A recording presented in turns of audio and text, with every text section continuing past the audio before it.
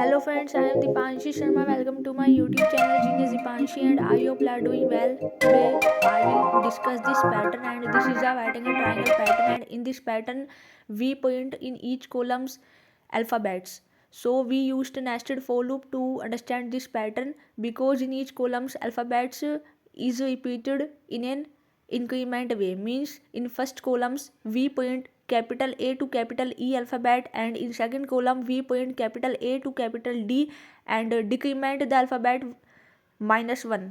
So I hope you understand. So firstly we declare two character type variable I and j, and I is used for moving row outer loop and j variable is used for moving inner for loop, that is called column loop. So firstly we create or declare two variable character type I and j, and we create outer for loop and takes three parameter I equals to 0 and check condition if I less than 5 and I increment to 1, and inside this outer for loop we create another loop that is called inner for loop, and in inner for loop we takes also three parameter that is j equals to I and j greater than equals to 0 and j decrement to 1, and inside this inner for loop we point the variable j of inner for loop and j plus 65 because the sky value of capital A is 65.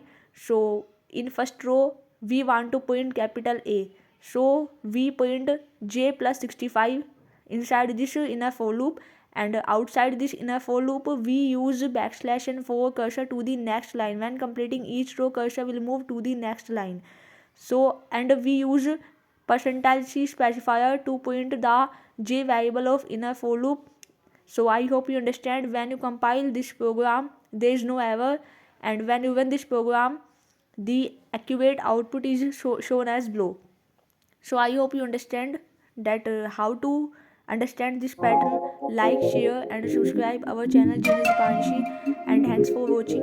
If you have any query, any questions regarding this or other questions, you can text me in the comment section. Have a good day. I know one.